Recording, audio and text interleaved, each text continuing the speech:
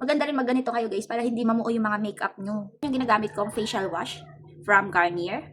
Bright Anti-Acne. So marami kayong acne, maganda to guys. Tingnan nyo. Salicylic acid plus mineral and vitamin C. Mayroong mga beads. Yun, talaga may scrub niya maigi yung mukha natin. Anti-acne. And then meron tayong booster serum. Kung wala naman kayong acne, ito ang magandang gamitin. Ito ang ginagamit ko guys. 30 times vitamin C plus. Nafe-fade niya yung mga dark spots natin. Ito namang anti-acne, meron tong 4% niacinamide, vitamin C, salicylic acid. Meron pa siyang AHA.